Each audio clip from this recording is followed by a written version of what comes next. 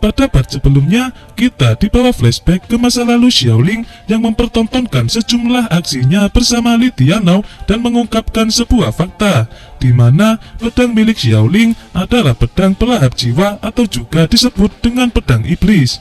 Namun, dengan pedang ilahi tersebut, Xiaoling bertanggung jawab mengumpulkan 9 pedang ilahi lainnya untuk mencegah kehancuran dunia.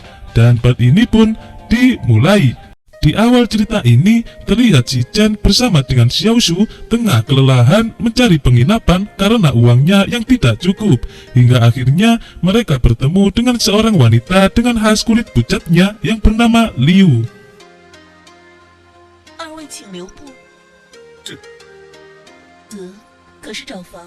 Liu ini dengan baik hatinya menawarkan bantuan kepada Shi Chen untuk mencarikannya sebuah penginapan. Tentu saja Shi Chen tidak akan menolak kebaikan Liu.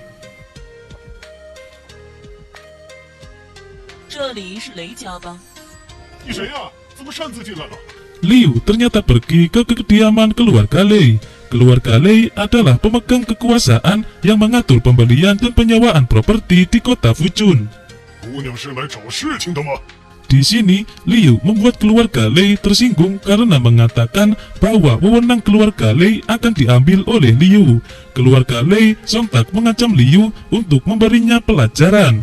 Tetapi, Liu dengan pasrahnya mengatakan bahwa apapun yang ingin dilakukan kepadanya akan dinikmatinya dengan senang hati.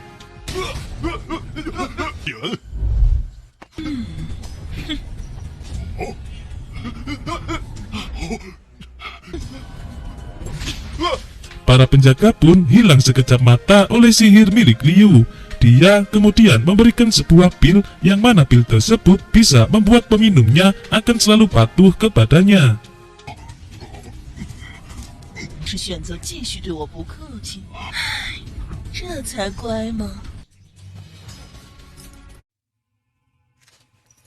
Sedangkan di sisi lain, terlihat Xiaoling tengah berjalan-jalan di halaman belakang keluarga Jiang. Dan seseorang yang sedang berbicara dengan Xiaoling bukanlah manusia. Dia adalah roh pedang iblis milik Xiaoling.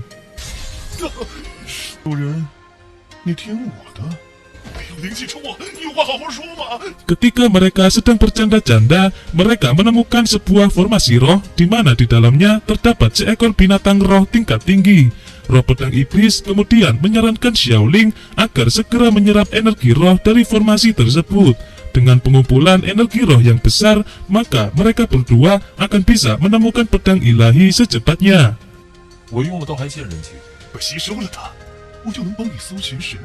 Tetapi Xiaoling mengabaikan saran roh pedang iblis karena energi roh dari formasi tersebut bukanlah haknya.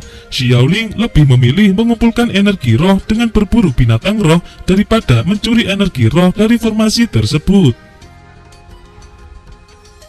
Di tempat lain, Shi Chen dan Xiao Shui akhirnya mendapat tempat tinggal dari Liu.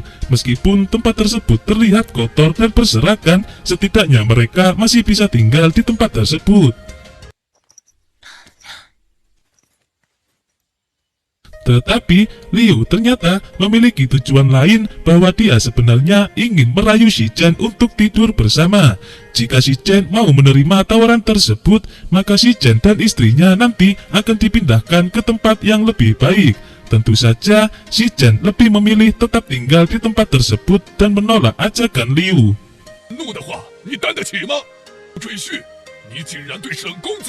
Di kediaman keluarga Jiang, terjadi perdebatan antara Yunjing dengan paman ketiga. Dia memarahi Yunjing karena lebih memilih Xiaoling yang bukan siapa-siapa daripada Shen Yao yang jelas dari keluarga terpandang. Sang patriark kemudian dengan bijak menengahi bahwa yang terjadi biarlah terjadi. Yang terpenting adalah keluarga mereka tidak boleh memprovokasi keluarga Shen. Sekembalinya dari aula, Yunjing bertemu dengan sang adik kecil yang bernama Yun Xiao. Dia ini merasa kasihan dengan kakaknya yang seringkali bertengkar dengan pamannya semenjak ia menikah dengan Xiaoling. Yun Xiao bahkan menyalahkan mendiang kakeknya yang telah menjodohkan Yunjing dengan seorang pria lemah. Oleh karena itu, Yun Xiao berniat memberi pelajaran kepada Xiaoling karena tidak bisa menjadi orang hebat seperti kakaknya. 需要您过目一下。云晓，你要干嘛？ Di pasar kota Fuchun, nampak Xiao Shui yang sedang berdiri sendirian menunggu Shi Chen menjual senjata. Apesnya, dia bertemu dengan Shen Yao yang nafsunya saat ini sedang memuncak. Apalagi ketika melihat wajah cantik Xiao Shui membuatnya tak kuasa untuk membelai tanpa memperdulikan bahwa Xiao Shui sudah bersuami. Beruntungnya, Shi Chen datang tepat waktu untuk melindungi Xiao Shui dan pertarungan pun terjadi.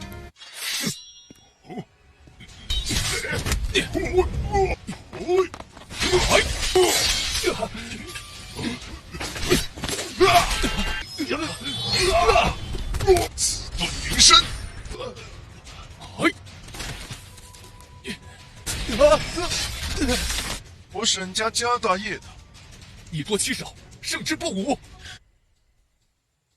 就那个妞，我可以让你滚。沈公子，怎么着？你怎么改姓？ Shi Chen terlihat kewalahan karena menghadapi banyak orang. Belum lagi serangan tubuh awan ungu yang dimiliki Shen Yao mampu melukai tubuh Shi Chen. Lalu tiba-tiba Xiaoling datang dengan gagah namun santuy untuk berpihak kepada kebenaran. Tetapi Shen Yao yang kolot masih tetap berusaha untuk mendapatkan Xiao Shui bagaimanapun juga. 今天可没有江大小姐保护。哎呀，给我上！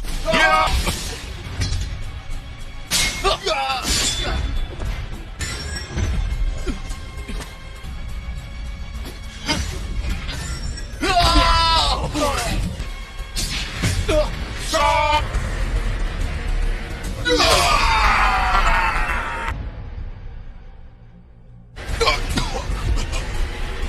以后不要在城里为非作歹了。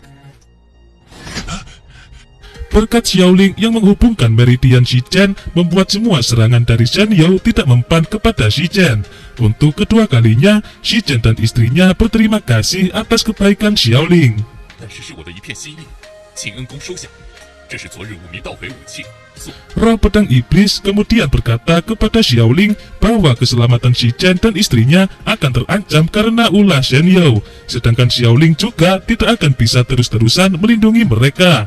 Oleh sebab itu, Xiaoling kemudian memberikan buku latihan penghubung meridian untuk dipelajari oleh Shi Chen agar bisa melindungi istrinya.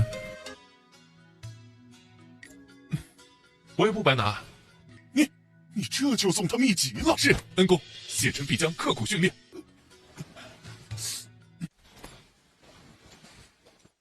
Xiaoling kemudian melanjutkan perjalanannya ke hutan untuk berburu binatang roh. Tujuannya saat ini hanyalah mengumpulkan energi roh sebanyak-banyaknya untuk mencari tahu keberadaan pedang ilahi yang lainnya. Tetapi di tengah perjalanannya, Xiaoling merasa dibuntuti oleh seseorang yang tidak lain adalah Yun Xiao. 那好办，杀些怪物便是。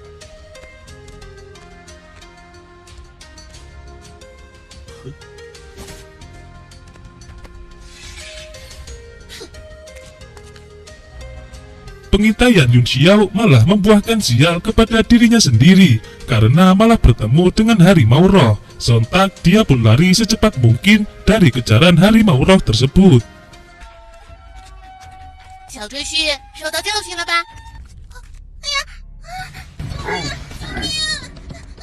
Tak jauh dari sana, terlihat seorang paman-paman yang kerjaannya hanya bermabuk-mabukan sepanjang hari.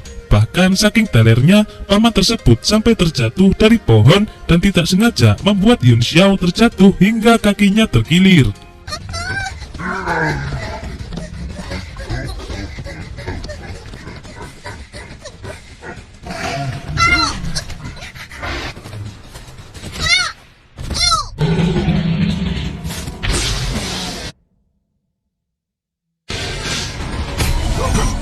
Paman tersebut memiliki sihir yang identik dengan keluarga sihir dari keluarga Shen.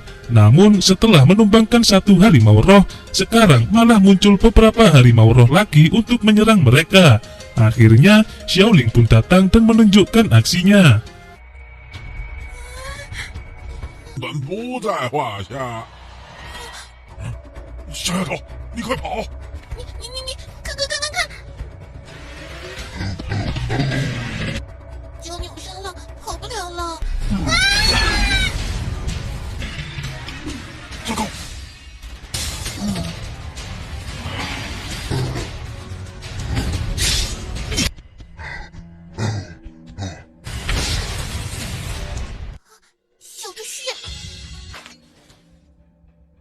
Dan seperti biasa, Xiaoling mengalahkan mereka dengan sekali serangan karena para binatang tersebut tidak ada apa-apanya dibanding kekuatan Xiaoling. Dia bahkan bisa menyembuhkan kaki Yun Xiao dengan sekali sentuh. Alhasil, Yun Xiao dan paman itu hanya bisa melongo melihat kemampuan dari Xiaoling. Tanpa berlama-lama, mereka pun bergegas untuk pulang. 人一招击退，数之裂锋。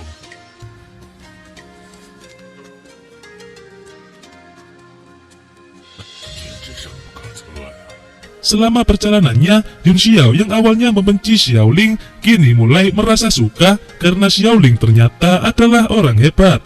Tetapi Xiaoling menyuruh Yun Xiao agar tidak memberitahu siapa-siapa tentang kekuatannya. Di sini kita mendapatkan fakta bahwa pedang iblis yang berada di kendali roh pedang iblis kini telah sepenuhnya bisa dikendalikan oleh Xiaoling. Sedangkan roh pedang iblis sendiri telah menjadi budak Xiaoling. 好，姐夫，这就是我们俩的小秘密了。主人，您开心就好。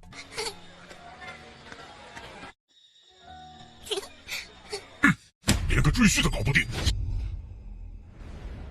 Di kediaman keluarga Shen, sang patriark memarahi Shen Yao atas kecerobohannya yang kalah melawan Shi Zhen dan Xiaoling. Merasa harga dirinya dipertaruhkan, sang patriark keluarga Shen kemudian memutuskan jika esok hari dialah yang akan turun tangan untuk membunuh Xiaoling. Dan part ini pun bersambung.